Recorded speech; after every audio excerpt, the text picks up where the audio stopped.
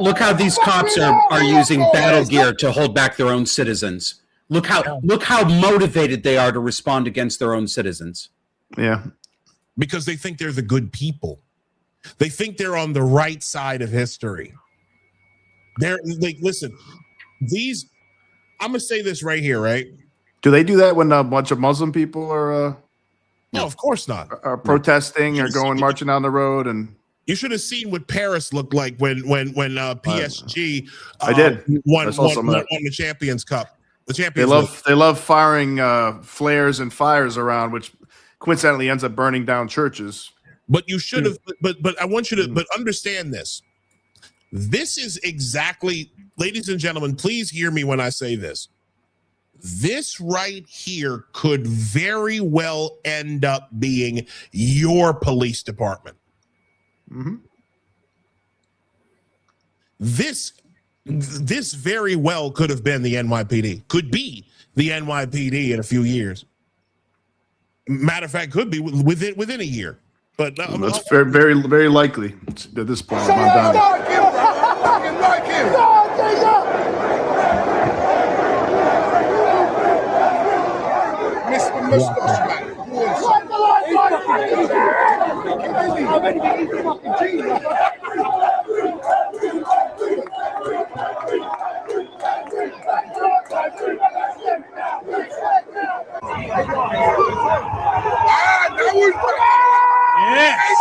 Yes.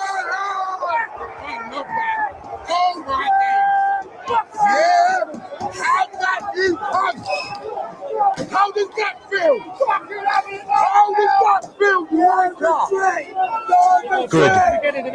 Betrayed, you fucking bitches. How does that feel?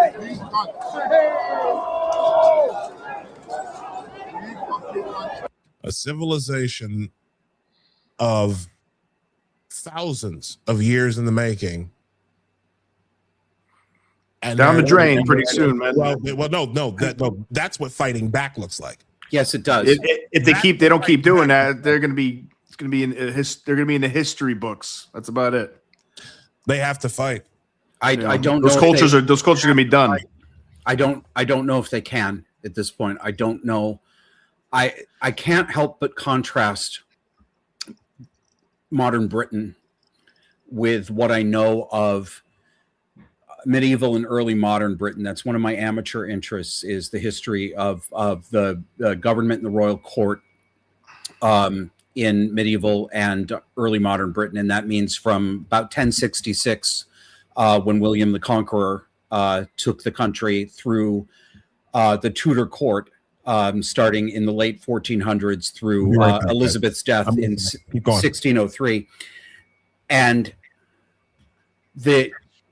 we can say all we want about the violence of those earlier societies, how many people were executed, how many people were thieves had their hands cut off. That was their punishment, right?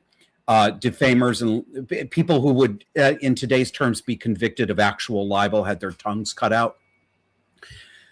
This was the contrast between the willingness and the ability of Britons in those days to defend themselves against literal invading hordes, and today could not be more stark. This is not at all the same country. I don't know. I mean, you know, I'm sure you know damn well what it's a result of. It's a result of the emasculation of absolutely emasculation of the men and Western society in general, in the UK and France, where you would just be like, oh, everywhere in the West. And indoctrination into nonsense, where it's like, oh yeah, we should definitely just let in millions and millions of men who have different cultures and family and people who are just like birth rates way higher than ours. We don't even have kids anymore. We don't have religion anymore. We don't have anything that spirituality. We don't even honor our own freaking legacy, our own cultural history, our own cultural identity, our ethnicities, our country. We honor like foreigners more. It's like, why are the people, the countries in the West, the only countries that do that? We honor foreign people, foreign cultures more than our own. It's not saying you can't. We don't even honor those. It's not just that you're absolutely right, Nino. But it isn't just that we don't honor our own. It's much worse than that. We actively degrade and mock and shame our own. Exactly. No, 100%. Actively. Yes, exactly. That's more accurate. That's well put. Much more, because we constantly now teach kids that founding fathers were slave owners, pieces of shit. Everything we did, everything we've earned was colonial exploitation. Everything we earned, everything was everything we earned, and our success is from slavery and exploiting indigenous people. You can't be rich Word? unless you Right. exploit people and take advantage. Billionaires are parasites, and maybe sometimes they are a little bit here and there, maybe, but for the most part, clearly they're not. Otherwise, you stupid fucks, why don't you become a billionaire? You become a billionaire parasite. Do it. Be a millionaire parasite. Can you do it? No, you cannot do it because you don't have the discipline, you don't have the talent, you don't have the ideas. You can't do it. You can't do shit pretty much. So that's why. And instead, all you could do is complain and be entitled to other people's things. So, but anyways, to get back to the original point, they've been we're getting emasculated. Hopefully, we're coming back. Europe has definitely been emasculated in such a big way that the like you said, Josh, the men back in the day, these countries used to be able to defend their cultures, defend their people, protect their people, punish crimes, make people really pay for fucking around with them. And that's what men are there for. That's really what it is. Because we know how other men are. We know how men are in other countries, or people who don't have allegiance to you. We know that they're gonna just try to take what they can get, and sometimes they're gonna be really terrible people. Sometimes they're gonna be really sadistic people. You know what? One of the predatory. Worst, yes, absolutely, and that you're right. That is what men are for, and that is why those who are pulling these Marxist communist strings, which is where all of this comes from, that is why they have chosen emasculation of men as a method, because they needed to neutralize the ability to defend yourself, to protect your family, to protect your women, to protect your children. They knew that. They were right. They're very smart. They're evil, but they're very smart. And it has worked. Think about the phrase you hear all the time. And you hear it today almost as much from men in public life as you hear it from women. You know this phrase. Violence has no place in our society. There is no place for violence in our culture. Yeah. Yep. Well, I'm here to tell you, violence is the answer to this. And it is the only answer. We need much more violence. And let me tell you what I mean by violence. Thank you for saying this. I mean properly, morally ordered violence. Morally ordered violence. It's at that point. It's at that point now where that's gonna be the only thing to happen. It doesn't matter. In Europe, it's going to happen already. Here, we're not necessarily quite there yet, but we do need violence as far as police beating some people's asses and putting people in prison. And we need some need executions of traitors. We need some executions of traitors. I agree. And fucking murderers and sex offenders. Yep. We should be executing these people. Absolutely. Or lifetime imprisonment at least. Not this. They get out after 7 years. Execute them. Yeah, I'm with that. I'm with the execution. I'm with the execution part. I'm sorry. And the thing is, people can watch us talk about this, and they can say, "Oh, you're the problem. Oh my God! Oh, don't talk to them. They're troglodytes. They're hard, right? They're this, they're that, and the other thing." Well, you know what? It's not. This isn't what I'm sorry, but this is not our opinion. This is a description of reality and natural law. Exactly. When every other mechanism, civilization builds mechanisms to control, right? Yes. We have mechanisms called the courts, jurisprudence. And we got our legal system from the English. It started with the Magna Carta in the 1200s, that for the first time limited the universal omnipotent power of the monarch. That is a forerunner to our Constitution. Our legal rights, our Bill of Rights, is rooted in English legal philosophical jurisprudence. That is where we get it from. Not from fucking Belgium, from England. Because we are English. We are a descendant country of England. This is our heritage. We are indeed. But when those mechanisms that we have built, when all of them become inactive, when they are no longer functional, and that's what's happening, the buck stops at knife point or with a gun. That is a natural law. It's not good or bad. It is amoral. It is simply reality. You will either have properly ordered, morally justifiable violence to protect the innocent, or you will have unbounded violence in civil war. You cannot choose not to have violence. No, I think that's true. I think, like I said before, I think that is Europe's future, unless maybe they go hard right now with the state and get really hard with the borders and really start deporting people and really start getting hard with crime laws. But they're not gonna, they're not going to, unless there's like a full far right takeover of these governments, which maybe is possible.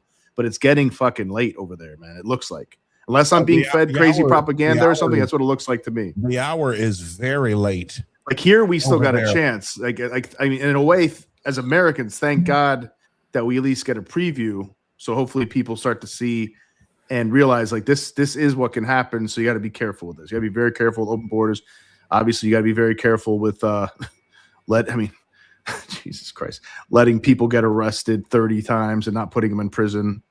And then they end up killing people, killing old people, killing women, like we've been seeing over and over again. And that's happening here. Nino, that to me, honestly, that's a big fucking problem. Like that right there is why I actually believe that Americans should have really listened to Nayib Bukele when he said it's judges. Nayib's a man. Judges. Yeah. Okay. Yeah. Like I'm sorry. Every other week, I love what he says. Every other fucking week, it's this judge saying you can't scrub, you can't fix a fountain in fucking DC. You can't fix the fountain in front of Union Square. You can't you can't fix the reflecting pool. You can't empty it out of 60. Bro, when I heard there was 16 tons of trash and debris and algae and dead animals and all sorts of stuff, 16 tons in the reflecting pool that was cleaned out of there before it could be repaired. Do you understand how much of a perfect metaphor that is for this country?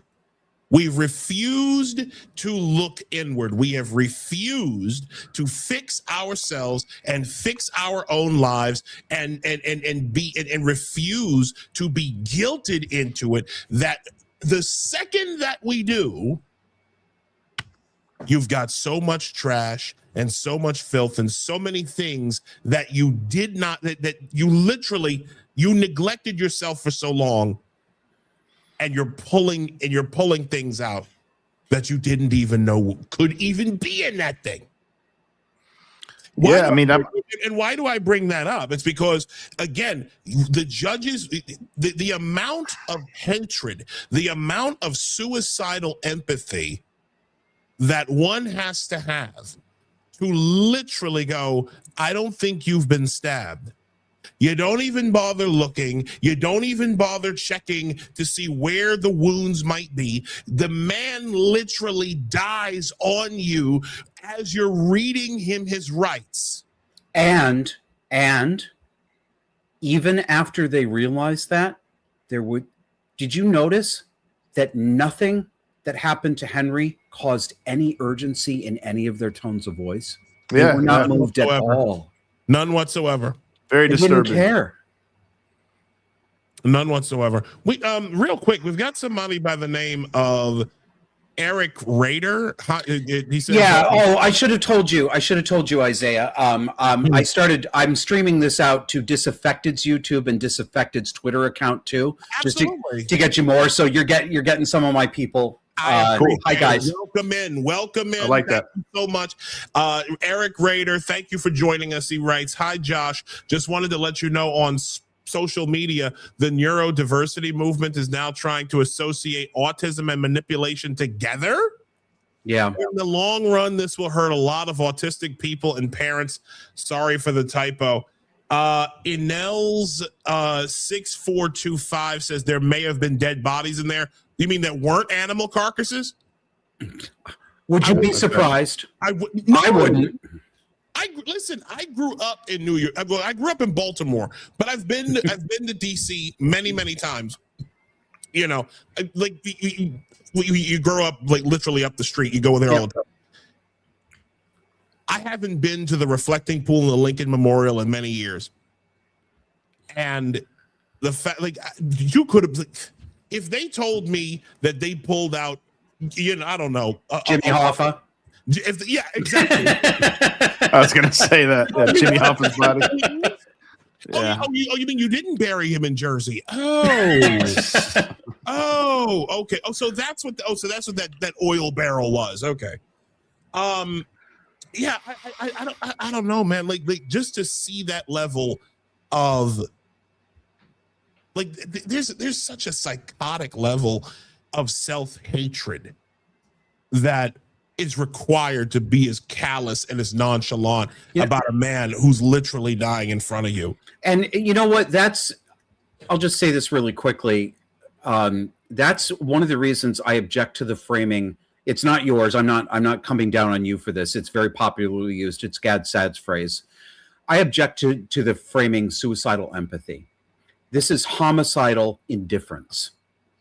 This is, I understand. Case, yeah. I do understand. I'm not saying that Gad Saad is terribly wrong. I'm not saying he doesn't have anything to his thesis. I understand this, but I object because it puts the frame in the wrong direction. We should not be first characterizing this phenomenon as harm to self. These people that we say have suicidal empathy, meaning they have so much empathy that it's going to hurt them. Yes, that is true, but it isn't really empathy. It's homicidal, callous indifference to other people. These people are not victims. They are perpetrators. It may be suicidal for them, but I don't give a moral shit about that until we stop them getting other people killed while they raise their flag and say, what a good person I am. That's not being do you see what I mean? Mm-hmm. I do. Yeah, that's a side point, but it's all the same. It makes sense. It's horrible. When you're talking about, people who are elite people making a lot of money, like judges, DAs, politicians, making rules and laws that, of course, don't really affect them usually, because they live in gated communities and in the nice areas of nice towns. But it ends up killing the guy who gets pushed down pushed in front of a train, or a girl that gets stabbed in the neck by a guy who's been arrested 40 times but hasn't really has seen any prison time or anything like that, any serious consequences. So yeah, it is homicidal, indifference, or sometimes it's probably sometimes a little bit of pleasure. hatred. Homicide. Yeah, exactly. Sometimes it's pleasure. Because they know that, they think they want to destroy society. I think some of these people want to destroy society. They're Marxists. Like they know that this is the goal, or they like the fact that maybe some white people will get killed, or they do like something. it. Yeah, I mean, they definitely don't like white people. They don't like men. They don't like white women. These woke Marxists, for the most part, they don't like it. They don't like. They're very racist, very sexist people. They don't like straight people. Got else. I've got that. Not to cut you off, Nino. I mean, it's a fact. Joey, what else you got? Yeah, it's going up. It's going up out there. This is from Libs. I'm sorry. Is this? Oh, this is no Libs of TikTok. Shout to Kai. But this is from Andy Public. Libs of TikTok just shared this. Yeah, it's going up over there. Here we go.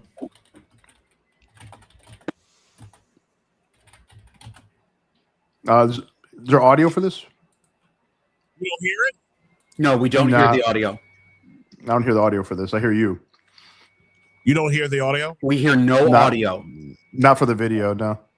I see it. I'm sorry. I can hear your voices. The video has no audio. We cannot hear any audio from the video. Interesting. Yeah. Okay, let me try again. Negative. Yeah. I think I can hear something, but it's very low. Is it? Yeah, if we're like silent, I can hear nothing from the video. I can hear in my because I'm wearing AirPods. I could hear like the guy yelling, but it's so low, you could barely hear it. Jeez. So people definitely won't be able to hear it. Yeah, I'm trying to. I could hear like a faint commotion. Anyways, the guys yelling at the cops. Shame on you, Henry. Yeah. Or shame on you to the cops about Henry Novak. I'm assuming it's pronounced. It is pronounced Novak, as if it were a V. Yes. Yeah. Is that a Polish name? Yes, it is. Yeah, and they pronounce it with a W, like a V. Yeah. You can't hear. Rest in peace, Henry Novak. Man, that's so sad.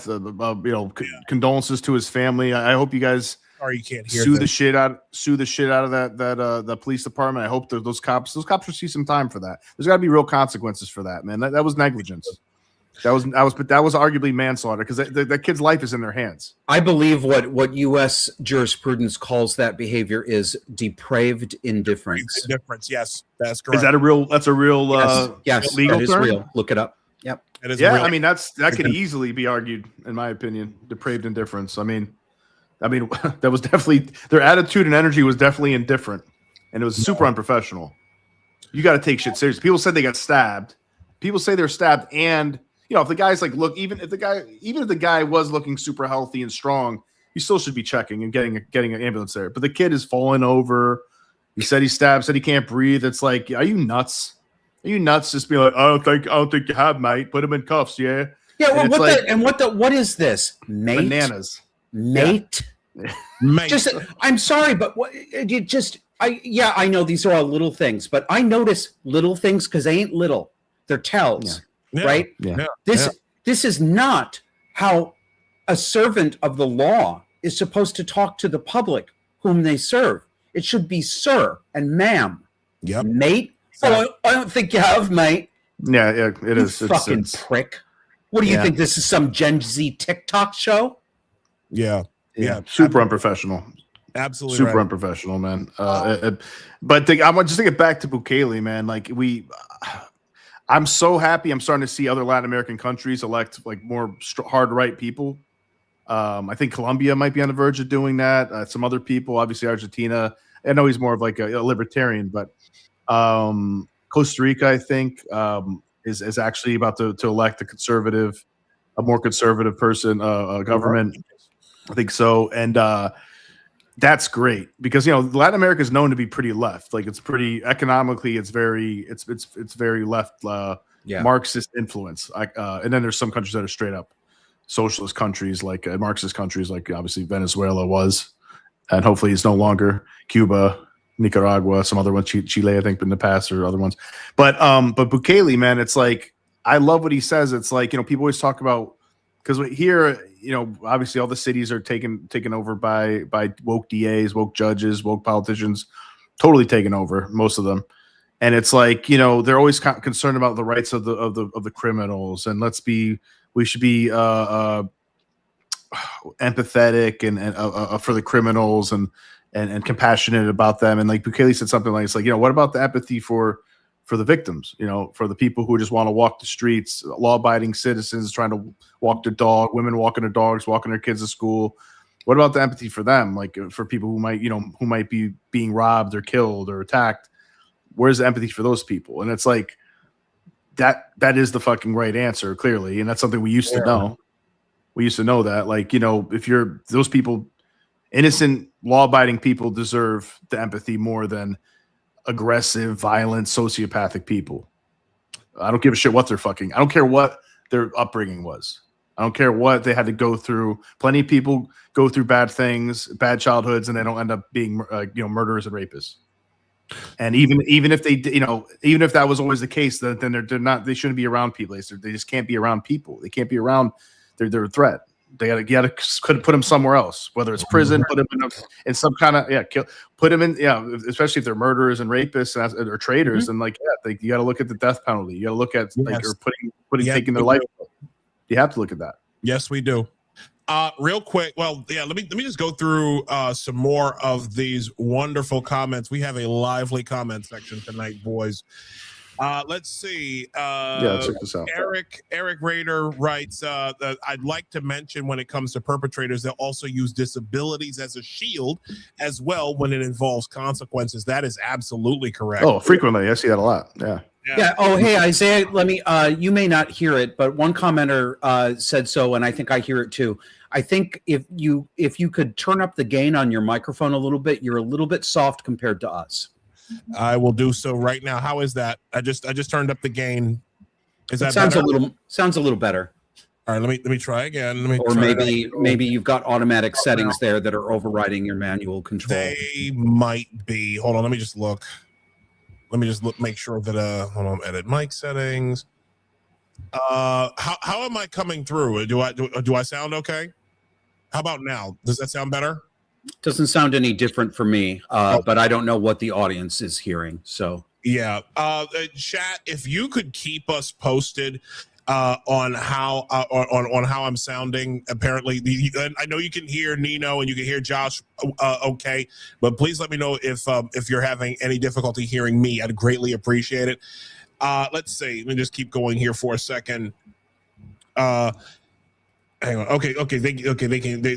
People are saying they can hear me. All right. Let me see. Marie Isabella, a friend of the show. We love you, dear. Thank you for joining us tonight. I had to come by on Sunday and saw that I had come by on Sunday and saw you weren't doing a live. Good to see you, boys. We love you, Marie. Thanks for stopping. Thank you, Marie. Appreciate that. Roz Mix One said they thought he was racist and therefore deserved it. That's exactly what it was. Yeah, that's exactly what it was. Like, seems like it. It's as if it's as if the worst thing they literally they have this. It's like they have this cartoonish understanding of racism. It's like everybody who, even if they have the slightest inkling that they could be that they might be a racist, which basically is if you are not completely and totally worshipful of anybody with at least a couple ounces more melanin in your skin than you, regardless of who they are, what they do, regardless of their character, then you're automatically thought of as racist, and you just need to fuck off. And matter of fact, I'll show you an example of it. Unless that person's a conservative leaning person, then they start acting like a KKK member.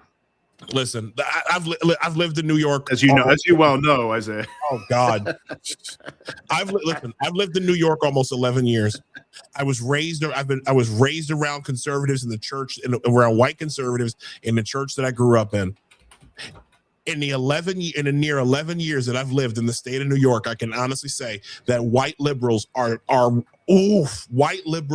so much more racist. Honestly, I can say this objectively.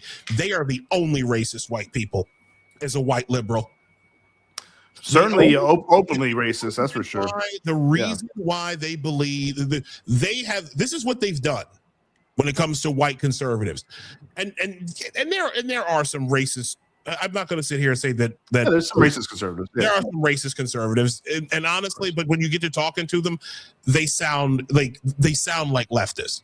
Okay, but and just to be sure, there's racist people everywhere on Earth, in every group, in every ethnicity, in every demographic, every country, every tribe, you name it. There's racist people, all of them, and probably everybody has moments of being racist. But ultimately, the point that I'm trying to make is this: when it comes to this kind of psychotic energy, this violence that they think you earn depraved indifference by being racist according to our standards.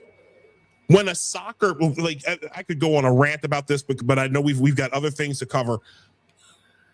But it's like if there's even the slightest amount that they think they can pick up on, even if they got to make it up, they got to fabricate it. That gives them carte blanche to go after their opponent with all guns blazing, and it don't even matter if it's wrong. It doesn't matter if it's based on lies or not. They will go. It's a weapon. people, and they think and they literally think they're doing the right thing. They think their morals. It usually works for them. It usually works for them to shut people up. Usually it's like, oh, you know what? I don't have to listen to you. I'm just gonna call you racist right now. You're gonna shut up, aren't you, you old pussy? Yeah, and most of the time they will. Especially if they're white people, most of the time they will. That ain't happening no more. Shelly Murphy says, I'm in New York. I'm in New Hampshire. And live free or die, baby. And our state just passed a law that allows residents to sue their city or town if it enacts gun restrictions stricter than the state. I like that. Oh, okay. I like that. That's very nice. Let me see. Thor Love 66050. Thank you, Josh, for bringing that up. I fully agree with you, and I've been saying that for a couple of years now. It is not suicidal empathy. It is homicidal indifference bordering on. Yeah.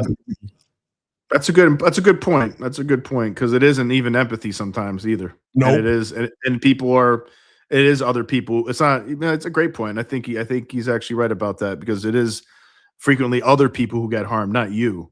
Exactly. You know, especially if you're one of these elite woke people making the laws or pushing the shit on people and universities as professors or DEI commissars or whatever.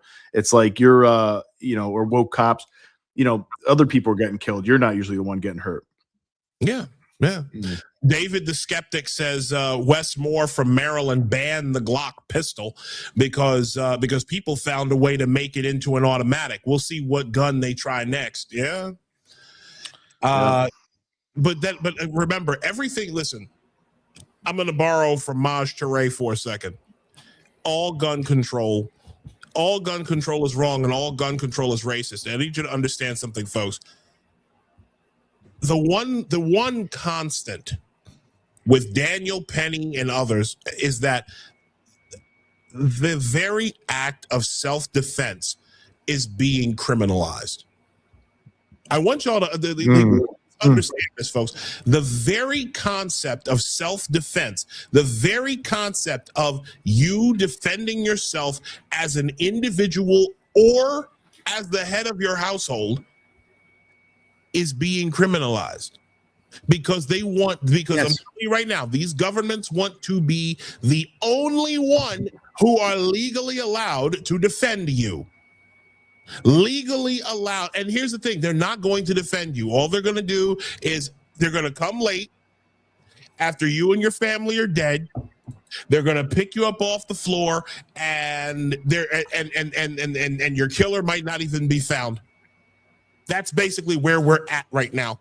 Okay? But that's what they want.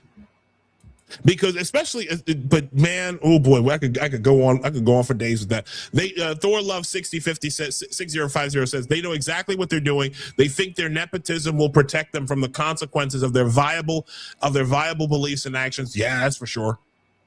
That's absolutely true. Eclectic Company says, hey, that story of the kid being stabbed wasn't covered in any mainstream media in the UK or US. I only learned of it yesterday. A lot of people did.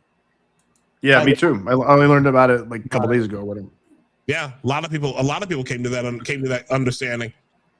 We've got even more. She said Maria Isabella said you're a little quieter than the other two, but not too bad. Let's say Kev Hill says that's exactly what has been observed in the past. If they think you're racist, listen, I've told the story about my friend Taxiarchis Funtas, he's a player that played for DC United. Okay, all it took for these psychotic leftists in DC United's fan base, all it took was just allegations. They didn't even have to be true. It just took allegations for them to go after him, to go after his family, and eventually get him ousted from the club. And they knew it's so wrong. It's so disgusting how even just, again, like, if they think if they have even the slightest thing that they think they can go on about you being racist, then it's like all bets are off. All bets are off. We can do anything up to and including murdering you, and it'll be justified because we got rid of a racist. Eric Rader Yeah. says, See how it is. I'd like to add one of the craziest things from people is that autism and etc. are being treated as an identity, while those living with impairments and round the clock care are being told they do not exist or should speak out. There's somebody I want to actually have on the show who dealt with this in Minnesota. Oh, hey, your sister. Jess Sands says, preach. I says, Hey, Jess. She says, hey, Josh, we love you, Jess. Thanks for stopping in. Let me see. Roz Mix one says, liberals are systematically racist across the board. Yes, they are. Yeah, They are. That's 100% true. Jess says, being charitable has become the inverse meaning and subsequently used as the sheep's clothing. Oh, boy. That's... Let me see. my sister and I learned this stuff from the cradle, quite literally. Is this your Kevin? No, it's not. Oh, okay. No. Sorry. No, it's Kev Hill, who's a friend of the show. Hi, Kev. Okay. Good. AK Wall 47 asks a good question. Why don't blacks hold each other to set higher standards? Honest question. You know what? I am going to take that question on real quick because we do have to get to this other thing.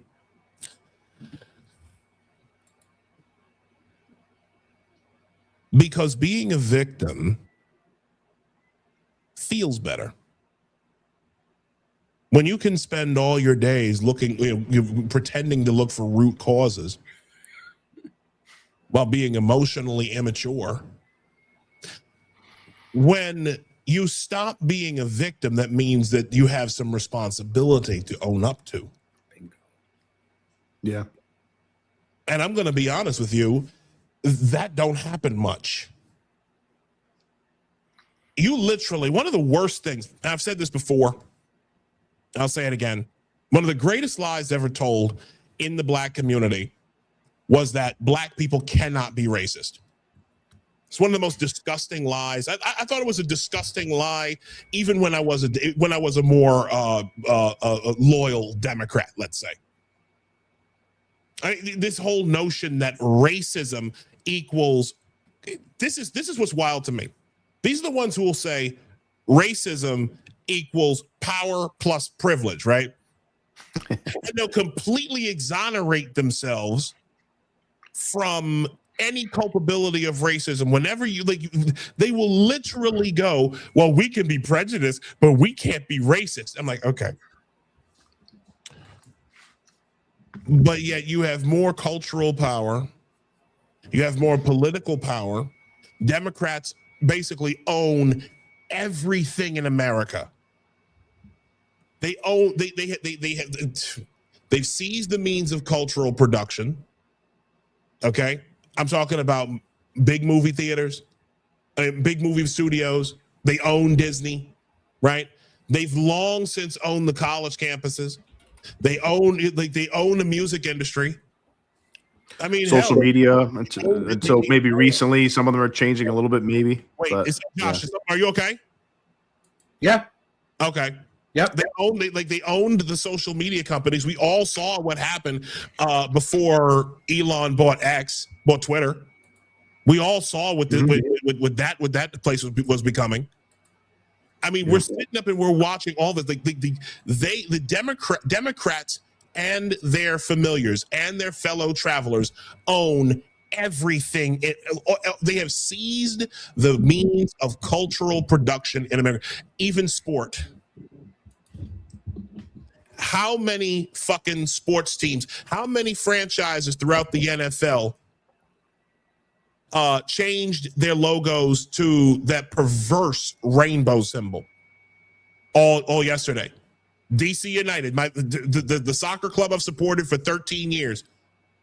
It's like they switch. They flicked the switch, and our crest was rainbowized. You know what's fascinating to me about this? Because I know we may be talking about. What's fascinating to me about this, I don't know why it didn't occur to me earlier. Well, somebody else pointed this out. I'm sorry, I don't remember who you were, but you were right. How strange is it that the most masculine arenas are the ones that are pushing this faggotry hardest? How strange is it that professional men's sports, can you think of outside of the military, can you think of a more masculine environment? With the exception of UFC, which is the most masculine sports environment, I think. Okay, the UFC, right? besides, and maybe NFL. Isn't it weird? Isn't it weird? But no, it isn't. They infiltrated that deliberately. Yes, they did. Because they knew if we can get to the heart of masculinity, if we can get to a real man's world type space and take that, we own everything. And you know what? I'm sorry. The men, what is wrong with you, men? When did you become such craven pussies? Why do you all kneel for this stuff? I'm the gay guy, right? Why are you such pussies? Why are you so weak? The NFL has become the NFL. I mean, MLS, Major League Soccer. I mean, soccer culture has always been weird and left, and it's always been left leaning. Okay. It's always been that way. Yeah. But the NFL, I'll give you. I'm gonna tell you a quick story. Jared Verse, who's an edge rusher, who was an edge rusher for the Los Angeles Rams, had an interview of some kind with some weird, trooned out guy looking absolutely ridiculous. And there was an uproar about his alleged conduct. They said they tried to say, well, he didn't take the interview seriously. And then just recently, Jared Verse got traded to the Cleveland Browns yesterday in exchange for Myles Garrett. How much of that had anything to do with it? We'll never know. But I doubt any. I doubt any of it. But I do find it interesting that almost a week or two after that story occurs, Jared Verse gets traded. But listen, they've wanted sport. They wanted masculinity. They have had their sights trained on masculinity for years. But you know what? I'm gonna use that to segue into this, because they don't want it. Because honestly, like every other communist agenda, every other communist regime throughout human history has always understood one very important thing. You have to go after the children. The adults will never, there are some adults that you're literally going to have to just put up against the wall and you'll have to blow away, again, part of that four olds, right? Yep. But the kids are the ones that they want to really go after. I want to play this. And I want to say real quick, Isaiah, about that and what Josh said before too, real quick. It's like when they go after the kids or they go after the men, you say they own men's sports arenas and stuff. And they do that also with they also do that with Hollywood movies like Star Wars. Like some things that men love, like Star Wars, mainly men. Obviously, there's some women who like it, but mainly it's men. Marvel Comics, DC Comics. You're exactly right. Yep. Lord of the Rings, right? And they try to neuter those, make it woke, hollow it out. Odyssey potentially. I'm hoping Odyssey's still going to be a great movie. No, but we know enough already. We already know. If you have Elliot Page's or Ellen Page or whatever as Achilles, that's not a good. I'm the world's greatest warrior. It's like a godlike warrior. Okay. But it's to demoralize, right? It's so either some of the people they're going to maybe convert, whether it's children or men. Some of them might be like, oh yeah, this is how things are now, because they're very weak-minded and they're pussies or whatever. But so many other men are going to be demoralized, and they're just going to be like, oh, I guess this is there goes my story. There goes my movies. I can't look forward to that anymore. I don't even know if I want to show this to my kids. And then kids too. you put this stuff in school, and it's like, I was one of those kids that I've always been this way. Like if I hear stupid shit in school, even I'm in second grade, I'm like, what are you talking about? Like this is I'm not interested in this. I know you're trying to do something. Even when I was a young kid, I always knew that. I just felt I was very rebellious in that way. And then as I got older, I was even more, I could think about, feminism really bothered me, like third wave feminism in high school when they're talking about blaming rappers for having objectifying women in videos. I'm like, these women are grown women who are choosing objectifying. They're not. They're getting up there in front of the camera and in front of these men and bending over and spreading their legs. They're and they're probably either making money or they're getting they're video models. They're whores. Yeah. So that's just, that drove me crazy. Like I was just like, what are you talking about? Like, are they children? Like these are grown ass women. Like they're deciding to do this. They know that there might be some modeling opportunities. Maybe they'll meet a rich rapper. Maybe they'll date him. That's the kind of, maybe they'll be in another video or a movie. They'll get noticed. Like what are you talking about? But I've always felt that way. And it's like, but other people like to get demoralized. And even me, I'd be sitting there having to sit there and listen to this. I'm like, oh my God. It just like crushes your spirit after a while. It's like, what are we doing? Why do we have to listen to bullshit? Why have to listen to nonsense over and over and over and over and over again? Stop lying to me. Yeah. Stop it. Fuck off. So I think more men need to stand up, like I think we have, and then be like, fuck off. No, exactly. Fuck off. And it is crazy if you think about it, because Star Wars, they almost destroyed, and maybe they did. Arguably they did. So it's like they're happy to lose, like spend all this money on this IP, and all this money on this production, and just lose the money because people are going to go see it. It's it's pretty crazy. And then it's like, was the goal actually to make money, or was the goal to destroy these things? Subversion and demoralization. It's an interesting question. I'm glad you said that, because I think there's at least two ways to look at this. You ask, is the goal to make money, or is the goal to destroy it? I think one thing that we overlook to our peril in our modern times, we still think that people are operating on as if people are rational economic actors, right? Now, Thomas Sowell has put paid to that. Many others have as well. But we still believe this stuff. I've had this argument with my therapist, who is as based as you could possibly get. I mean, this guy is he's an old guy. He no bullshit. Don't hear any of the connotations of therapist when you think of this guy, right? If it were the 1970s, he'd be sitting there with a cup of coffee and a cigar. What the fuck are you doing? Right? Yeah. But I've put this, what are they doing? What are they doing? And, and he said, well, follow the money. People keep saying, follow the money. That doesn't work anymore, because these studios, Amazon, movie studios, sports franchises, they are, Cracker Barrel is another example in another arena, right? They were forced to roll this back. They are literally cutting into their profits consciously. They're not doing this for money anymore.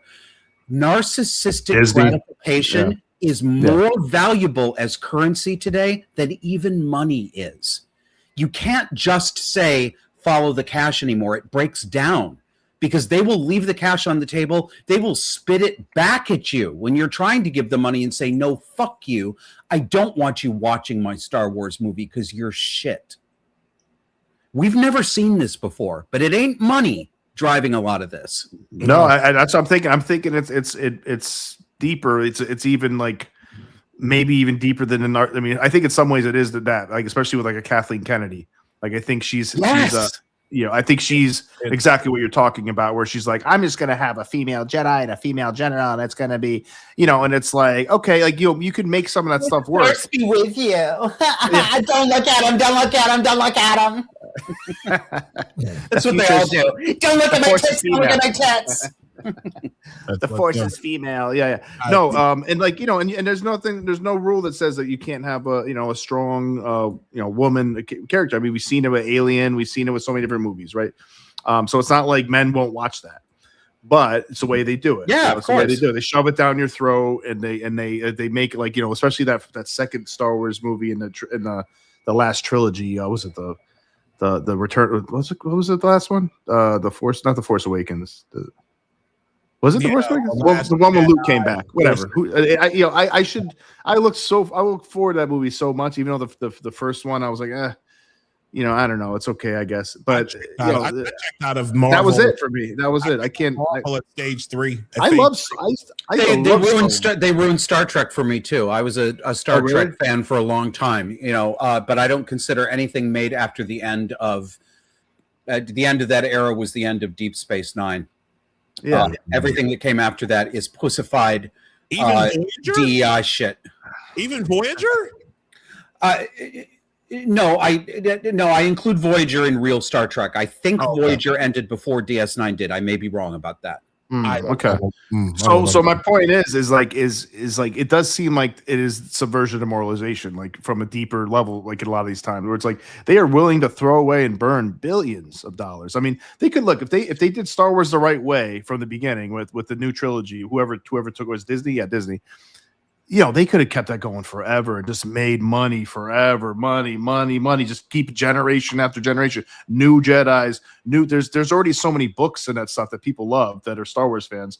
And they just could have used that as source material. They could have made up their own stories. If they didn't just, you know, make this like a complete woke feminist Marxist subversion, they could have made billions of dollars easily. Oh, it got so easy. It's because it would never end. It would just be like the new mythology that everybody loves. And same thing with Marvel. Marvel's hasn't gone completely off the deep end yet, so you know I think they could still be okay. But they've had a couple stupid decisions. But I mean, like Lord of the Rings, Amazon, Lord of the Rings. I mean, I couldn't watch. I love Lord of the Rings. I couldn't watch. What you're after the first episode, I couldn't stand the aesthetic of the first episode. I was like, "What's going on here?" I'm like, it looks cheap. Everything was made out of cardboard and fucking polyester. Yeah, it just had it all. I just knew what I was getting into. I'm like, I can't sit through fucking 12 episodes of this or whatever. I just can't do it. Isaiah, if I could ask you a favor, if you could put my sister's most recent comment up so that I can correct her publicly, that would be helpful. The only thing good about Enterprise was Scott Bakula in sky blue Fruit of the Loom briefs. Oh my God! Put that. Hey, put that thing away, man. You look like a fucking lizard. Manolo, put that thing away, man. Oh my God! What's that from? Oh man, is that Scarface? It's Scarface, man. When he was out with Manolo in Miami somewhere outside, and the girls were walking around with their bikinis, and Manolo's like, "Look, you show them your tongue, they like you, man." He's like, and he was like, "Put that thing away, man. You look like a fucking lizard." Lizard. Oh my God, that's funny. So funny, Ferdinand 314. I hear this guy's a big fan of pie. He says, "Hey kids, didn't know we'd be disaffecting and apostatizing on Tuesday, but here we all are. Hey, here we are. Welcome in. A lot of fun. Yeah, get up in this piece with us. Yes. Yeah, get up in that bitch. Electric Company says I checked out of Star Wars after the prequels. Prequels are all right. I was never into Star Wars like that, so like this doesn't really like after episodes like after Return of the Jedi, I was just like, okay, that's it. David the Skeptic says I saw The Force Awakens, and when an untrained woman beat the grandson of Darth Vader, I boycotted the rest of the movie. That was not. Yeah, that was not good. Oh dear. Episode 7. Aqua 47 says it was all downhill for Star Wars after the DEI Sam. I'm not going to do that. Samuel L. Jackson was pretty good. No, he was fine. I like Mace Windu. I don't know. Go around. No, I don't think that was DEI with the 90s ones. Yeah. So let's. Are we going to talk about the homosexuals or not? Yes, right now. In fact, yeah. I need to be seen, or I can't identify with this podcast unless I feel represented by it. Yes. The Last Jedi was the one I was talking about, guys. Okay. I was gonna say that's the one that lost everybody, I think, really, because I think everybody still had hope after most people still had hope after the Force Awakens. It was like, yeah, I can see where you're going, but it could still be good. And then of course the Last Jedi was an abomination. A woke abomination. Go ahead. Anyways, let's talk about the homosexuals. Yeah, you had Luke Skywalker drinking green titty milk from some animal. Like, what the fuck? Did you say manimal? Yeah. From a manimal. So, dude, and they just one more thing about it. They how stupid you have to be as Disney and whoever the fuck directed that, Rian Johnson, to Luke Skywalker just because it became a Jedi in Return of the Jedi, and you haven't seen him for fucking 30 years, and then you don't even give him a goddamn fight scene, a real fight scene. Like bananas. Well, I mean, look at him. He's not looking so hot. I don't think he could handle a lightsaber except in the back door. Actually, speaking of which, people think Mark Hamill might be gay. Or there was a. I don't know if he's gay, but he's definitely a faggot. Yeah, I think he is. That's good. Oh my god, that's a good quote right there. One. He is annoying as fuck with his political views. Hold on a second. I gotta say this real quick since you brought him up. Mark Hamill. See, I never viewed him as Luke Skywalker. To me, Mark Hamill is the definitive voice of the Joker from Batman the Animated Series. Oh God, I'd forgotten all about that. He was great at that too. Yeah. And hold on a second, Josh. That right there is why I'm pissed off at Mark Hamill the most. Really? There's one thing that Mark Hamill was really fucking good at. It's voice acting. Okay. He was the definitive. Yeah, he was good as Joker for not just through Batman the Animated Series, not just Batman Beyond, because he was like in that he was in that universe for many years. He also voiced the Joker in a couple of the Arkham video games. Oh, okay. I didn't know that. I didn't know he was a voice actor too. Yeah, Mark Hamill, dude. Mark Hamill is a prolific voice actor.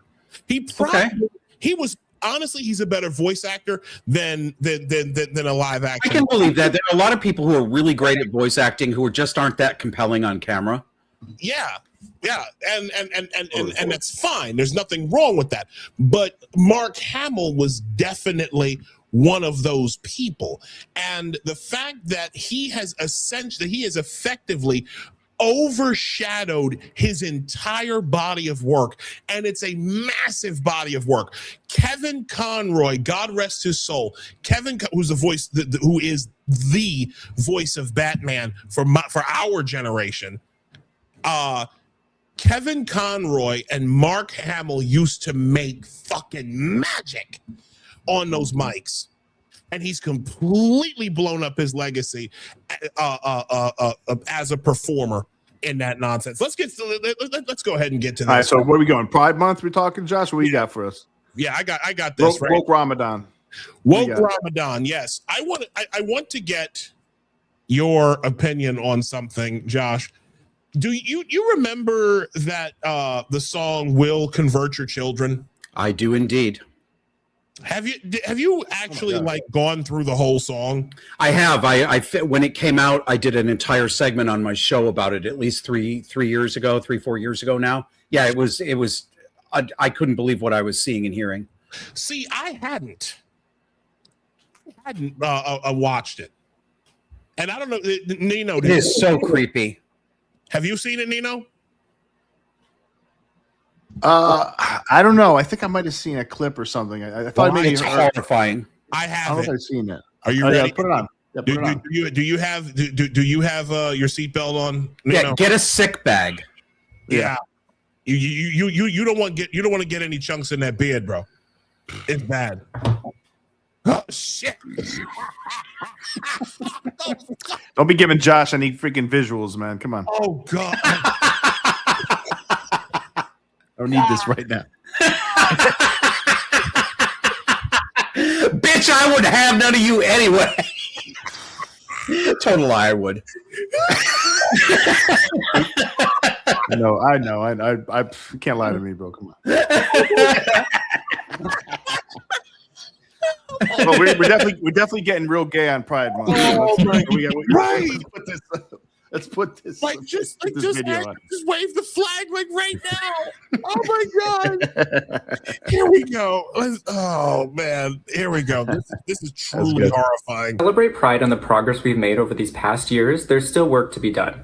So to those of you out there who are still working against equal rights, we have a message for you. You think we're sinful? You fight against our rights. You say we all lead lives you can't respect. But you're just frightened. You think that we'll corrupt your kids if our agenda goes unchecked. Funny, just this once, you're correct. We'll convert your children. Happens bit by bit, quietly and subtly, and you will barely notice it. You can keep them from disco, warn about San Francisco, make him wear pleated pants, we don't care.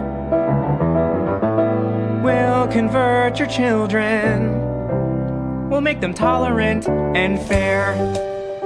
At first I didn't get why you'd be so scared of us turning your children into accepting, caring people, but I see now why you'd have a problem with that. Just like you worried. That's Well, at least you're admitting it. I could go. Yeah, at least it just flat out. No, I don't want to get any copyright strikes, but actually, I don't think there would be with something. With me on, it's already.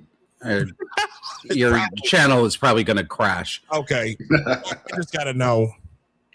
I was curious about this. I actually wrote it out on X earlier. Josh, I'm convinced that song was a declaration of war on American culture and American society. Sure. Yeah. Your thoughts? Yeah, I was horrified by it. I want to point something out too. You don't even, I mean, you don't, that, oh my God. You know, I talk about cluster B personality disorders all the time, right? Yes, sir. Narcissism, borderline personality, histrionic personality, sociopathy. They're all very related to each other. They cross over with each other. You can see it on his face. You could mute that and you can see the danger.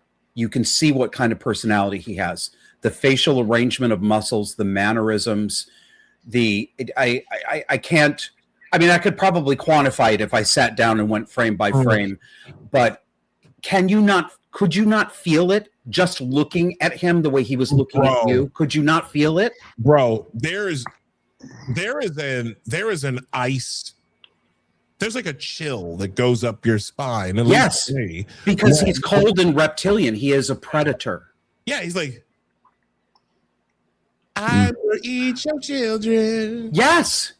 It's pretty it is gross. Kids. And you know, it was a declaration of war on America, on normal, on sane, on healthy, on childhood, on families.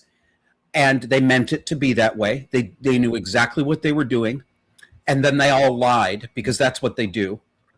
These people lie. And they did it on purpose so that they could say, basically, we're going to fuck your children. Because that is what they're saying. They weren't trying to convert your children to tolerant and fair. They very clearly meant, we are going to fuck your children. Yep. And they knew what reaction they would get, and then they pretended. Oh my God, you're so homophobic. We were only saying that, like, we wanted them to be tolerant and fair. Oh my God, you guys are so horrible. This is classic narcissistic, psychopathic manipulation and reversal. Yes, it is. And I've got, and there's first, wait a second. Who are these people anyway? So who are those guys? This is the San Francisco Gay Men's Chorus. And you want to talk about hive of scum and villainy, any Gay Men's Chorus. Like Mos Eisley. Do not go out there, strap a cast iron skillet to your backside. Did if you're going to go in. Wait a minute. Whoa. Did he? What did you say, Nino? Mos Eisley. Yeah, that's what Josh was referencing. He said. Did you know that, Josh? Wait, what is this? Hive of scum and villainy. Oh yeah. It's a line from Star Wars. It's Star Wars. Hey, that's what Obi-Wan said about Mos Eisley Cantina. Yes, correct. So every gay man's choir I is know. Mos Eisley. No, I'm saying what Josh said is what Josh is referring to. Okay. And he's talking about I that. did it for you, Nino. I did it for you. I gotta stop nerding out, man. I gotta stop it. It's too much. Oh my! No, I mean, that's not a good look for them. I'm surprised they would do that. I thought it was I thought that was just like two random trolling gay kids. Like, let's put out a TikTok video. It's like they did that on behalf of the San Francisco. No, Choir. yeah. What you didn't see, Nino. If anybody wants to watch the whole video, That's kind of crazy. they bring in the entire San Francisco Gay Men's Chorus in a great big 66 picture That's boxes, wild. and they all start singing the thing. This was a production of the San Francisco Gay Men's Chorus. That's really ill advised, man. You know, but it wasn't though. You see, because they correctly calculated that they could in fact get away with this, and they were right. They knew they had gone far enough. They knew that we had been softened up enough that they and could the woke do would it, love it, and they were right. The woke audience would love it. Yeah, the woke audience. I can't remember the details, but I remember confirming this because I talked about it on the show and I showed my receipts. There were several of the men featured in that when they put all the pictures of them up, all singing it together. Several of them were registered sex offenders for diddling little boys, right on public record. All right, well, they weren't lying then. That's I didn't hear about this. That probably won't make the news either. Hey, listen. Well. Actually, I watch this video. This one's even so. Rain Rubio, but he says I got a better one. This I'm going to let play through. Let me just make sure I have this because honestly, this is the better one. This is the better one. This is like objectively the better one. Here we go. You think we're sinful? You fight against our rights. You say we all lead lives you can't respect. But you're just frightened. I can't stand looking at him. You think that we'll corrupt your kids if our agenda goes unchecked. Like this motherfucker didn't even have the decency to wax his eyebrows. Like just go full villain when you talk like this. Fucking caterpillars on top of his head. What even is that? Honey, just this once, you're correct. We'll convert your children. Happens bit by bit, quietly and subtly, and you will barely notice it. We'll convert your children. Someone's gotta teach them not to hate. We're coming for them. These are the rest of the freaks. I mean, they look. They do like the thing. Like these guys, and I imagine most gay people aren't like this, but these guys are like, talking about people trying to take away their rights and people being discriminatory towards them or whatever, or hating them or some shit. And it's like, what do you think making that video does for your cause? You think that makes the things better? You think that you're just They're gonna not taunt thinking. people? They're not thinking because they're a bunch of sex addicts. They're a bunch of disordered, pathological sex addicts. That is who is in gay men's choruses. The great majority of them are some of the worst and most mentally deranged among the gay community. And here we go. Here we go. For your children.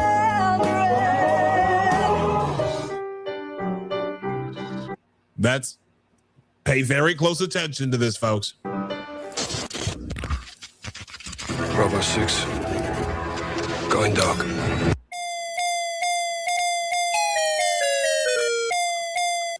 Wallace, David Eugene Wallace.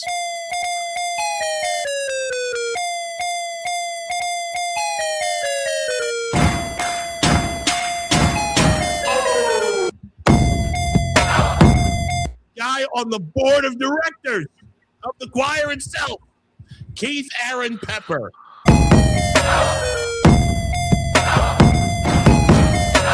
Child under 14. Yep, Luis Quadra.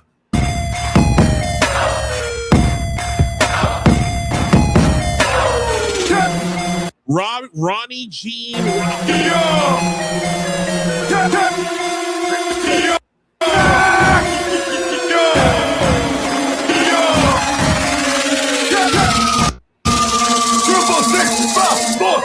Atomic penetration, rapid fire through your skull. Shot young, we're taking it back to the days of trying to lose control. Terminator blade. All of them. That was just So- four. That was like 3-4 of them. Yeah. So basically, if people were just listening, it was they're pointing out some of the guys in the choir, and they were convicted of lewd and lascivious acts lascivious. with someone under the age of 14. 14. Yeah. Yeah. I mean, That ain't a pedophilia, folks. That ain't a no. These guys were fucking children. Look, not great PR, man. Look, Yeah. this is not. I never, ever in my adult life did I ever predict that I would be sitting here at my age saying the things that I'm saying, because I was a stupid, brainwashed, Marxist, gay rights, male feminist, leftist. But I am not those things anymore, because I was extraordinarily misguided my entire life. And this is not, for those of you, this is so frustrating to me. It is hard to get normal people, straight people in our era to accept the reality of this, because you heterosexuals, you vast majority of the population, you 98%ers, because it was never 10%. 10% of people are not gay. It was never more than 2% around there. 1 in 10 was never true. It was always propaganda. The vast majority of you have been so conditioned. I've watched it happen because I was part of it. I did the conditioning. I regret what I did, but I was a participant. I didn't know what I was doing.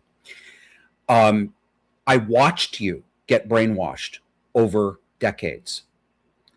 And you got to the point where you straight people have exactly the same gay guilt complex as you have a white guilt complex. And you have been convinced that most gay men live completely normal lives that are just like yours. The only difference is that they're attracted to their own sex. It is not true, and it has never been true.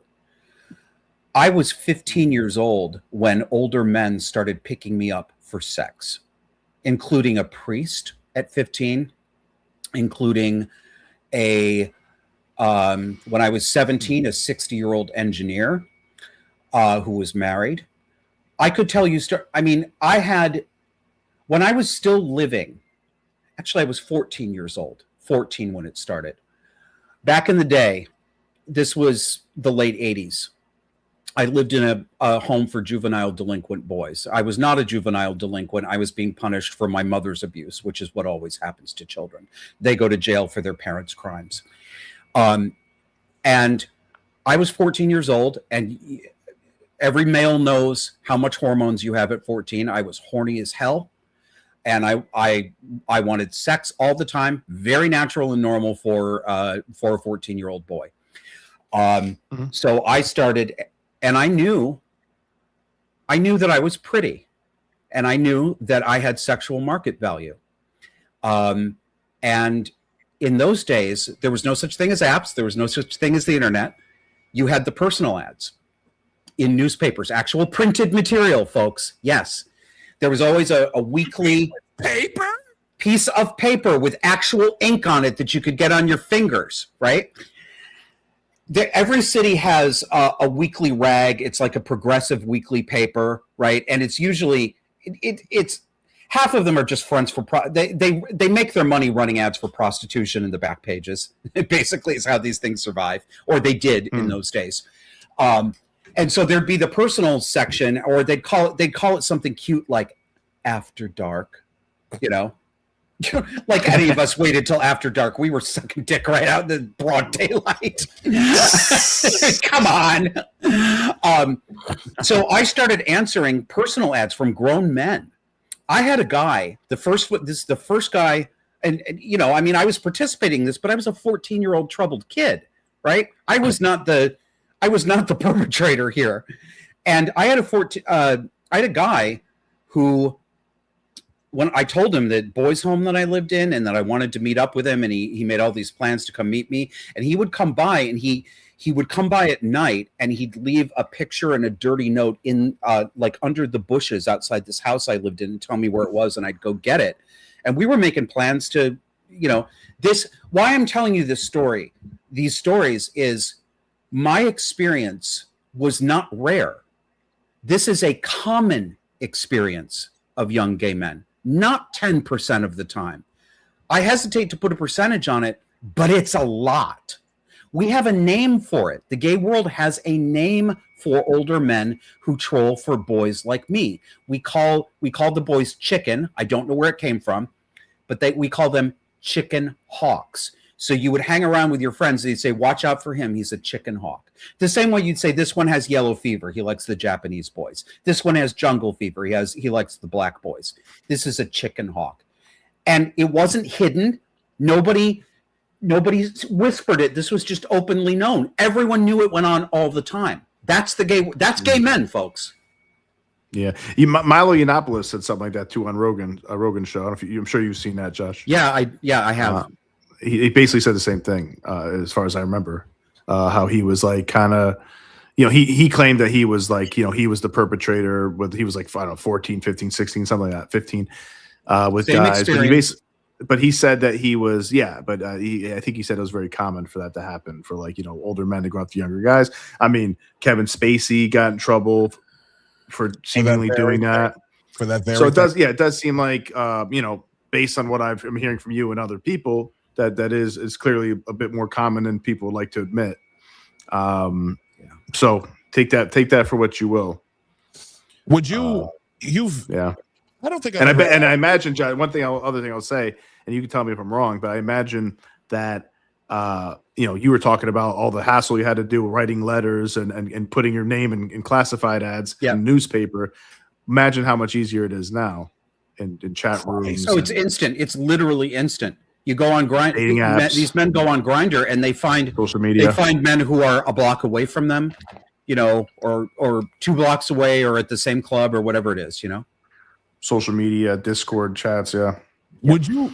I don't think I've ever asked you this, but what is your opinion about like the dynamics of like gay men in relations? Like, because I remember when same-sex marriage was like, they were beating down the door for same-sex marriage. They wanted to have that, and it made a lot. Like, it was one of the things that I supported early on. Yeah, me too.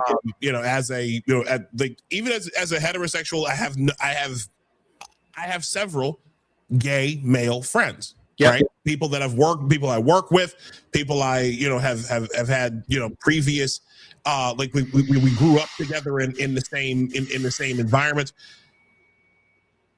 The one thing I've always been confused about is I've never understood, like, everything that I've understood about homosexual relationships is that they are basically gratification centric. Yes. Like, the only thing y'all are really after is the nut, and that's it. That's largely correct. I mean, help me understand a little bit more about that, because I've always been like, if you guys can chat for a second. I'm sorry to do this, but I do want to answer your question. But I have to call of nature. If you'll give me just 5 seconds, I'll tell you what. Okay, thank you for indulging me. I appreciate it. You're fine. You're fine. Let me just there we go. Yeah. I'm just curious about that. Like, I don't like, bro. It's been a heavy show so far. Yeah, it's been a heavy show so far. I mean, and I haven't even gotten into. Oh shit! Jess is going in on her. What are the what the chat saying here? Oh man, yeah. You know what? Yeah, let me read the chat. Let me see. Autogynephilic sex fiends. Yeah. Religion and family values are considered evil, but promoting gay dads, polyamory, or trans kids are considered good values. Yeah, especially during woke Ramadan. Their incense. Take the see those pics. Yeah. Let me see. They all need to be introduced. Yeah, I agree with that. I was indifferent about wanting to have kids until my late 30s. Then it's become a last minute scramble to have kids, dude. I'll be 44 next Friday. Okay. Or wait a minute. When is my birthday's on the 12th? Yeah, it's next Friday. Yeah, it's yeah, I don't know. It's crazy. But yeah, help me understand, Josh. Like, what is that like? Like, is it just? It's basically just getting like getting the nut, and that's it. I don't understand. Like, why? Like, how did that come about? Like, was it just the insurance benefit? It is. Like, yeah, help me understand this, man, because I'm lost. Okay, this is the part that is going to be the most unpopular. And I will preface this as I usually do by saying this does not apply to all gay men, but it is the responsibility of any gay man listening to do his own, not all's. I'm not going to do it after this. I'm not going to keep apologizing. I'm not saying anything about anyone here personally, though gay men take this very personally, and I would not be surprised if some pop off and start squawking and screaming in the comments. I don't care. If this isn't you, then I'm not talking about you. If it don't apply, I'm gonna say it just how we say it in the hood, Josh. If it don't apply, let it fly. Thank you. But I'm going to say this too. I am talking about most gay men. I'm not talking about some. I'm not talking about, only a few. I think this is the large majority of gay men. That is my opinion, like it or not. I know gay men who do not fit this pattern. Some of them are my friends, but they are in a minority. I believe that homosexuality is usually a response to trauma. I think it is a disordered sexuality. Yes, I am saying I don't believe most people are, quote, born gay. I don't think it happens for only one reason, but there is a long history, and anyone who wishes to know this can confirm this. They can go behind me and read this literature. They won't, but they can. It is there. Because this is very confrontational to people. They do not like it one bit. And I understand that, because 10 years ago, if I'd heard somebody saying this, I would have squawked off too. There is a huge correlation between when you look at the typical male homosexual and you look at his background, what you find in more cases than not is that he had no father in the home, or the father in the home was violent or completely weak and dominated by the mother. You find that the majority of gay men had enmeshed, emotionally controlling, and unnaturally close relationships with their mothers. Most of these mothers are cluster B of some sort or another. They're histrionics, borderlines, narcissists.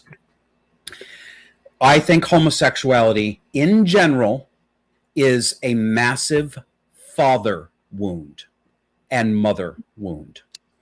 I think you are raised, and for some reason, and sometimes it happens in ways that don't even look like normal abuse in a house. It's not like the parents were particularly horrible, but there's some distortion that happens in the boy's perception of the different sexes and his relation to them, and he overly identifies with his mother, the maternal figure, and feels neglected or afraid of or can't live up to the image of his father. I'm speaking very, very generally, and I can only speak generally here. So what the implications of this are that I don't believe homosexuality is not merely it's not a sexuality the way being normal and heterosexual is. It's a distortion. It's a trauma response. It's not the fault of gay men. I'm not saying nobody's at fault. And I'm not saying that gay men, I am a homosexual. I am strongly sexually attracted to men. I am not at all sexually attracted to women. I don't believe that's ever going to change.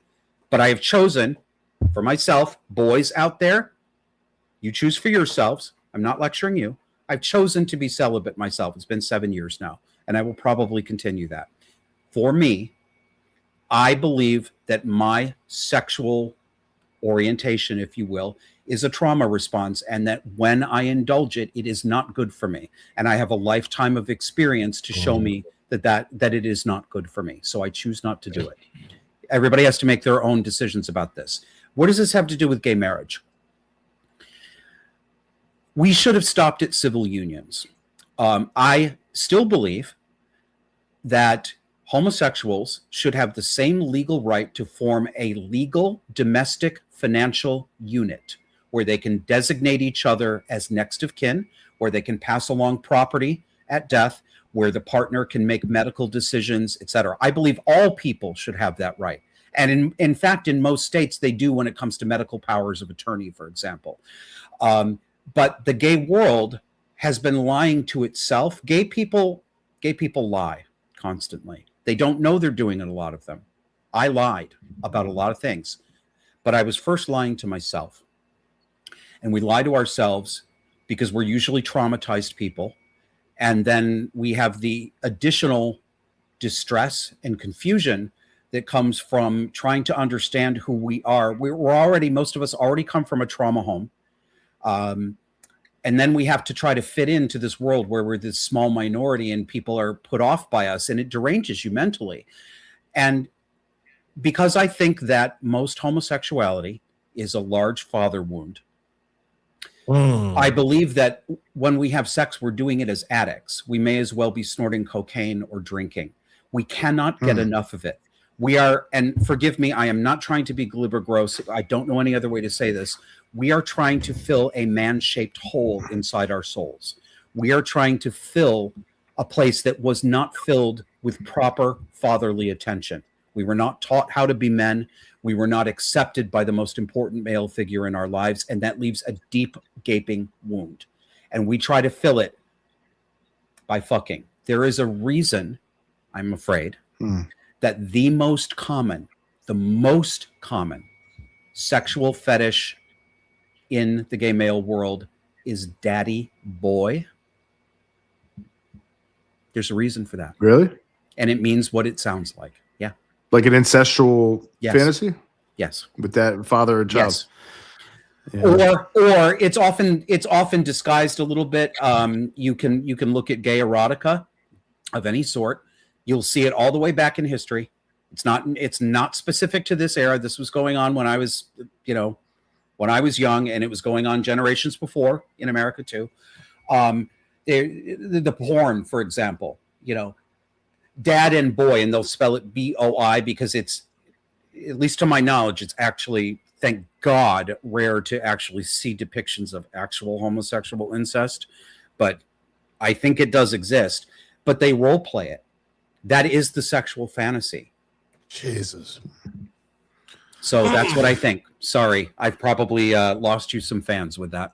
No. We don't know. I think it's great that you shared your honest views and opinion and experience. I mean, that's should hear it. Yeah, that's what this is about. Gay men are going to be the most resistant to this. The gay male friends I have now are few, but they either agree with me and have come to this conclusion on their own, or if it doesn't apply to them exactly, they understand that it does apply to most other gay men, and they're not angry at me and for saying that, I'm not actually saying, well, just because you're gay, then I know that, your parents abused you, blah, blah, blah, blah, blah. And it is true. It's statistically true. It's always been true, and it's true today, that the majority of gay men had some sexual abuse in their childhood. But here's where the misunderstanding comes in. When people hear sexual abuse, they believe that only means direct genital fondling or penetration. I was not abused that way as a child. Neither my mother nor my father actually physically sexually molested me. But sexual abuse also comes from distorted gender roles in the home. It comes from over-sexualization of children, which did happen in my home with my mother, even though it didn't involve touching my penis. Okay? So it's not always the case, but it is statistically usually the case that gay men before the age of 14, before the age of 12, have been sexually mostly predated upon by somebody older, but you know, there are liminal cases too. For example, when I was 12, the first night I was taken out of my home and placed in that juvenile delinquent, an emergency holding facility before family court decided where to place me permanently. The very first night that I was in this home for boys, a boy 2 years older than me, I was 12, I think he was 14, came into my bed and masturbated me. No words were exchanged. I was terrified. I was also titillated because I was a 12-year-old boy in puberty. It was a very confusing experience. This is common, very common.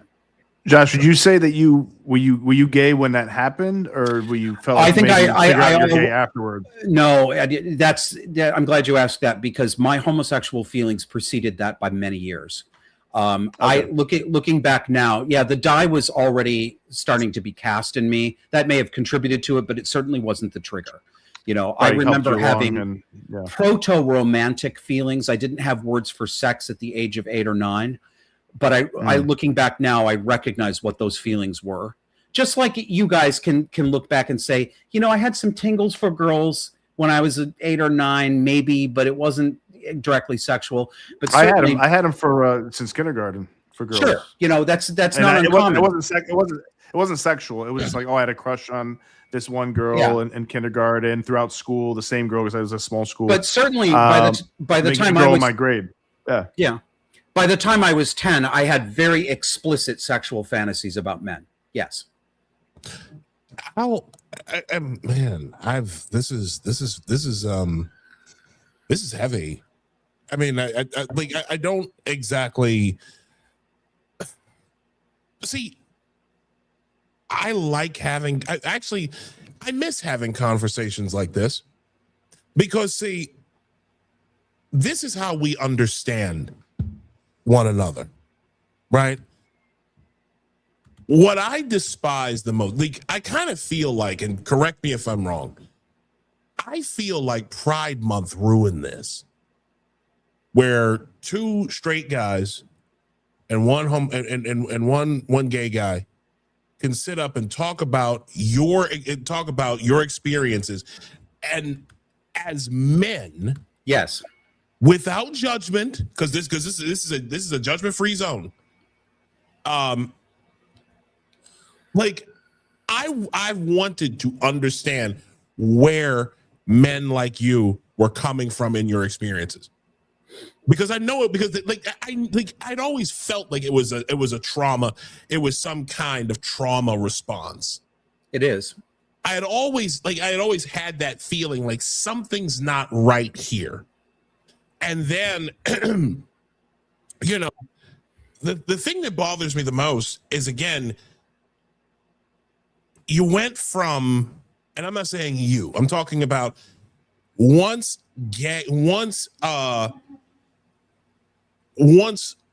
Pride Night, once Pride Month, woke Ramadan, became so corporatized. Mm-hmm. It was almost as if there was this socio-political like pedestalization. I say you're right about this, with the exception that it goes much farther back in history than you may yet understand. This did not happen in the past 15 years. This was always the case. Having homosexuality thrown out of the Diagnostic and Statistical Manual of Mental Disorders in 1973 was a explicitly gay activist political project. It was ramrodded through over the protest of many others on that committee, professional psychiatrists. They were successful because they successfully painted anyone who wanted to keep it as a mental disorder. They painted them as bigots, dangerous to gay men, responsible. See if you hear echoes here. responsible for the suicide of gay men, right? Okay. Mm-hmm. Trans did not come over. Trans did genocide. not come in and ruin gay. Gay and trans are part of the same spectrum. And the gays were working this angle all the way back to the 50s and 60s when they first formed their activist groups like the Mattachine Society in New York City, the North American Man-Boy Love Association, Yeah, the pedophile information exchange in the 1970s in the UK. This is not new. It didn't just get ruined by those trannies. This is a systemic derangement that has been there all along. I think there is nothing morally, psychologically salvageable about gay incorporated or seeing yourself as having I'm a gay man identity, I'm a lesbian identity. Obviously, this puts me at odds with almost all homosexuals. I am persona non grata with almost all gay people, and I understand that because I would have reacted that way myself. However, I believe that the psychiatrist that everybody wanted to accuse of conversion therapy and abusing the gay people, they were right. Sorry. Wow. Well, This is, but see, very here's interesting perspective, man. This is, so we have convos like this. And then meanwhile, you have things like what I'm about to show you in Boston. Boston's, like, this is from the account End Wokeness.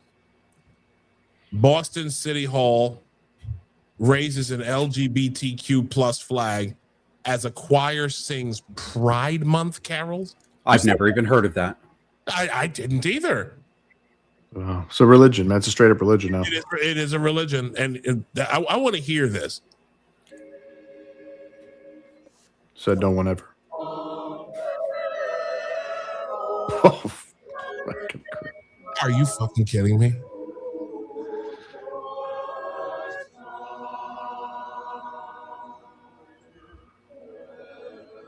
Yeah, it's a religion. Officially. I think that makes it official. We're singing carols. You fucking kidding It me? makes it official. Are you fucking kidding me? That's funny.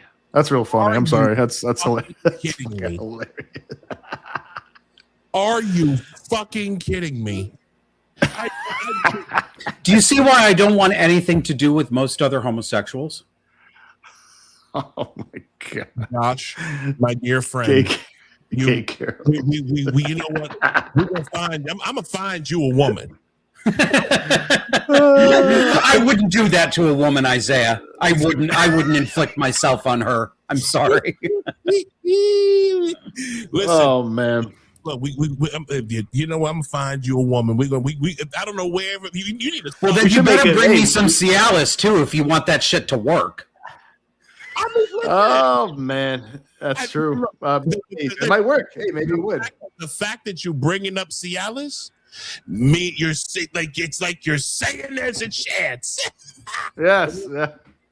We We should make this a documentary. Do we should make this a documentary? yes. No. Turn I'm Josh not. straight. I'm not. Find Josh a wife. Find Josh a don't- wife.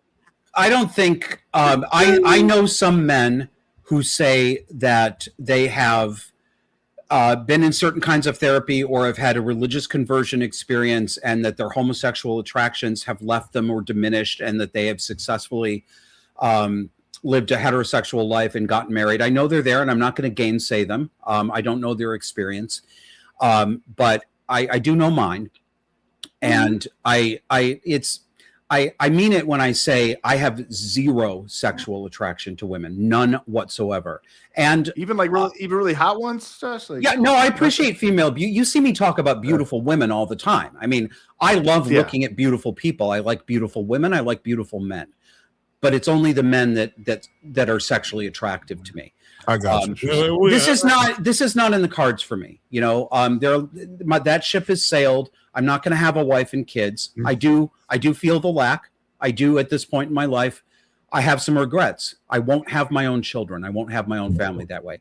But I'm not the only person in history, and I'm not the only person now. No, of course that is not. true. Of course not. And it's more common. That's It's just just more not my common for path. men, Josh. And honestly, it's more common for men as well. Like historically, like I think like 30% of men or 40% of men never reproduce anyway. Some shit like that. Like throughout history, it's not. Oh yeah, I don't know the statistics on it. So Hold on a second. Something like that. David, Because many, it was like a certain amount of men would have multiple wives or multiple. yeah. Some men were. mothers. You might call them super spreaders, right? Yes. I mean, think about all the guys that have multiple. They spread their seed everywhere, honey. Yeah. Whether it's like Genghis Khans of the world or even Yeah, like, exactly. I think aren't we all descended from Genghis Khan, basically? Oh, like that. yeah. David, Except for James Tallarico, he's not. No, the James Tallarico to Larry. I swear to God, the very just the mention of his name. Going to be a little bit vulgar here for a second. The mention of his name is like Makes you turtle. turtle head, total turtle head. Oh, shit. He's disgusting. He is so disgusting. He's one of the creepiest fucking people. I have honestly. He looks like a cartoon. Jones. I get Jim Jones, and I get Kenneth Copeland. He's a psychopath. That's my opinion. He's a clinically diagnosable psychopath. He's dangerous. Yeah. David the Skeptic asks, "What about Madonna, Josh?" You think I'd get into that stink hole? All right, She used to be cute back in the day. Madonna is I've written on this so many times. I was a huge Madonna fan, as most gay men of my generation were, and frankly most girls too. Oh yeah. But you know, and I've had, the woman stands for everything that I think is unhealthful. And I can't.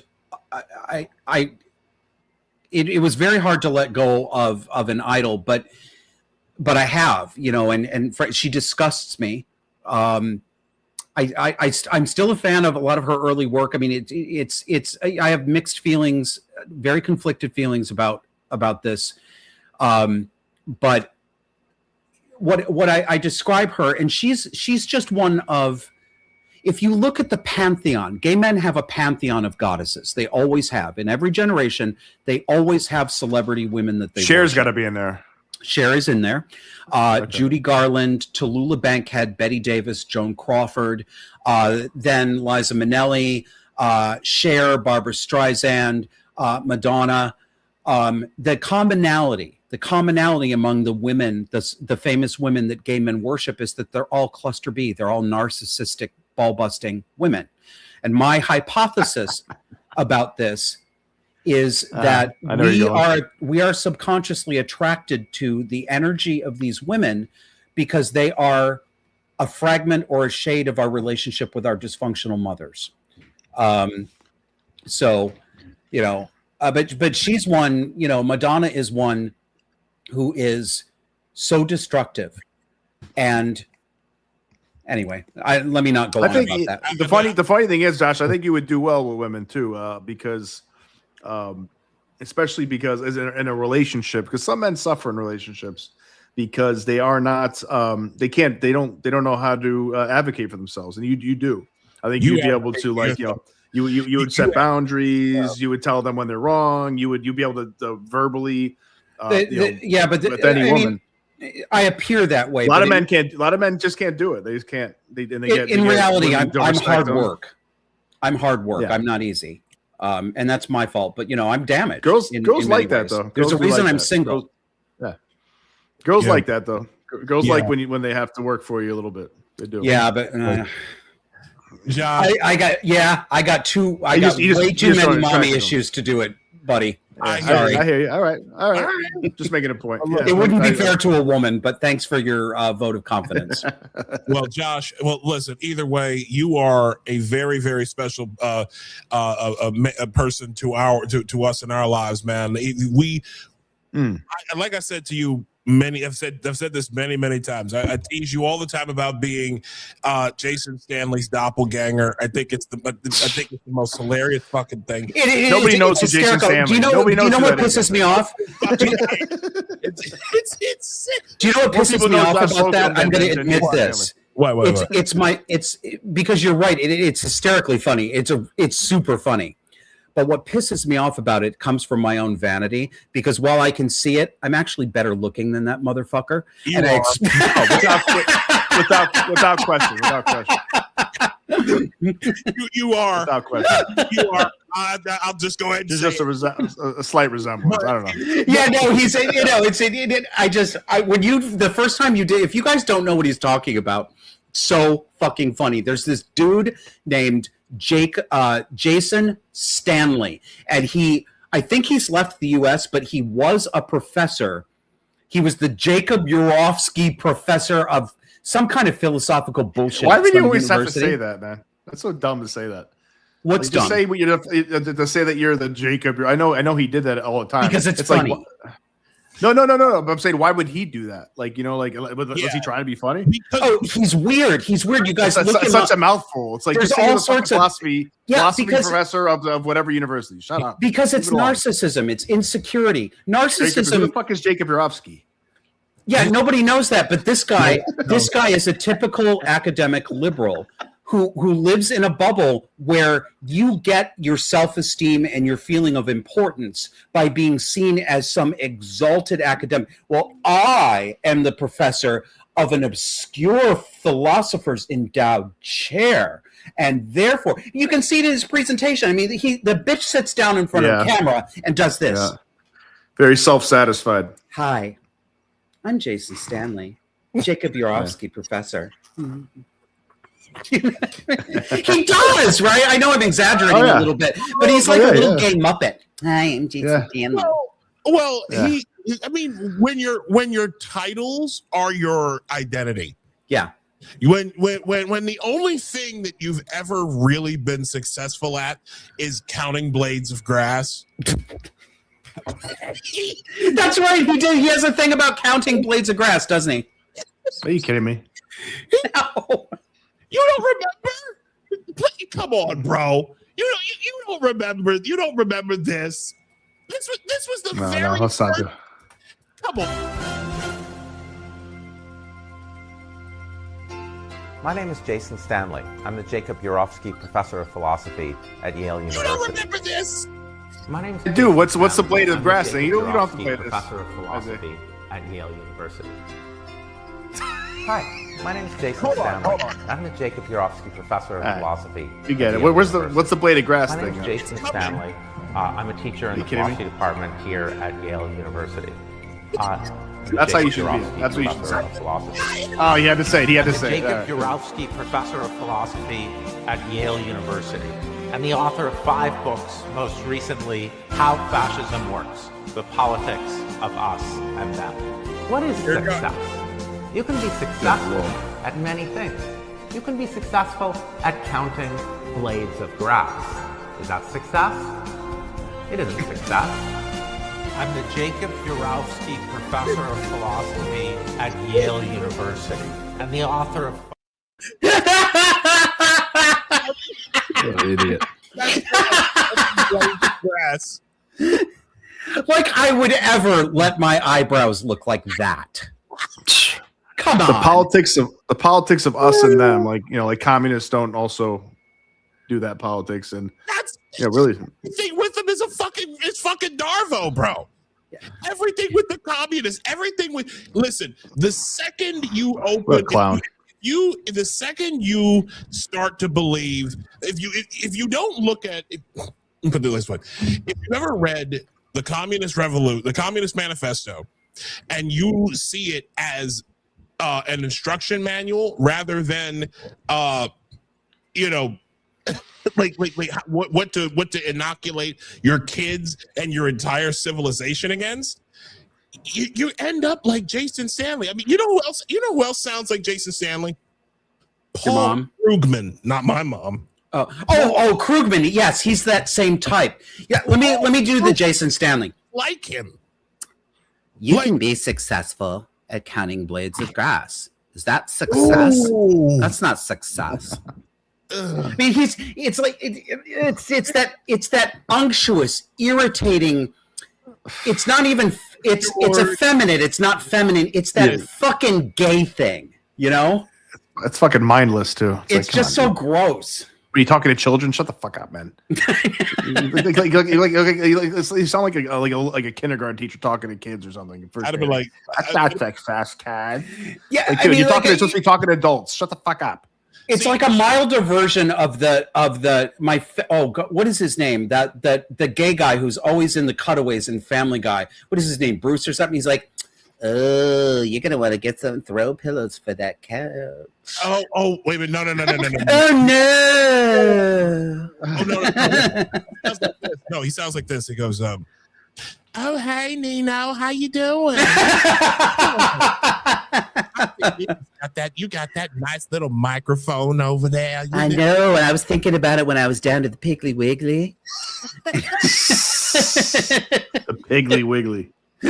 I just got this bed, and I got my little ring, and it's just like we just gonna have this little thing going on here too.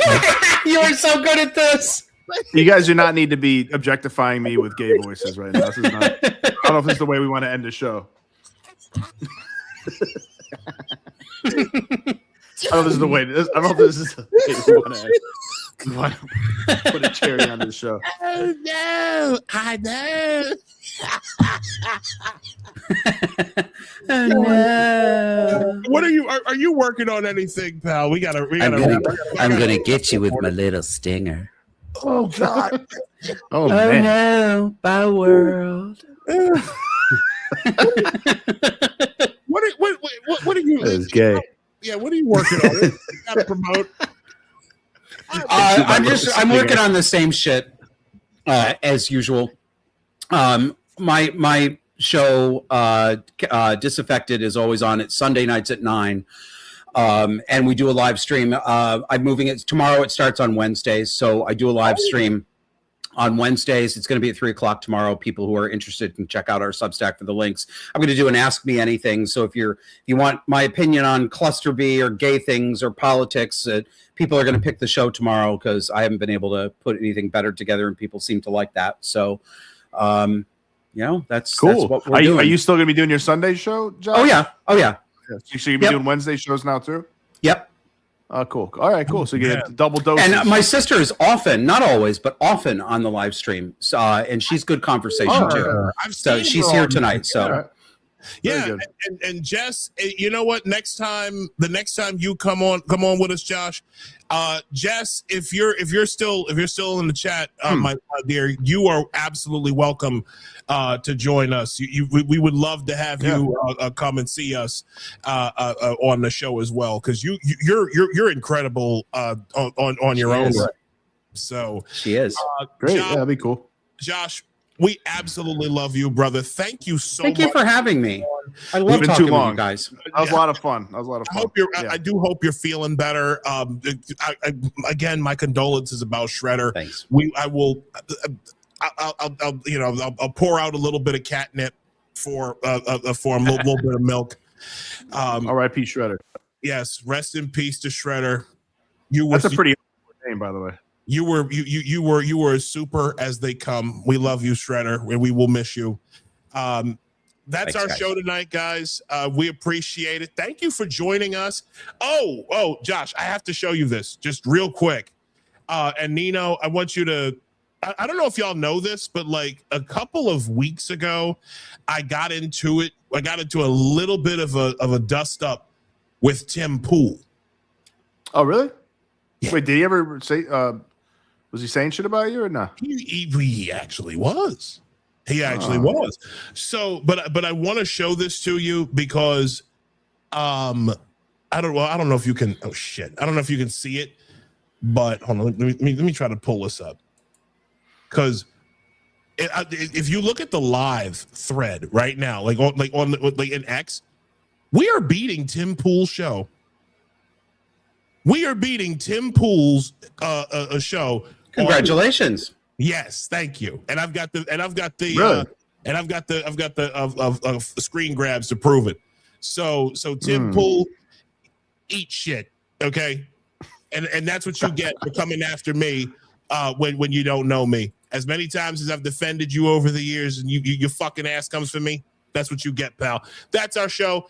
Everybody, have a great night. We will see you next week again. I'm looking forward to this. Has actually turned out to be a great format. I love being here on a Tuesday night. We'll work out more of the finer details, but thanks again for joining us tonight, y'all. Appreciate it. Thanks, everybody.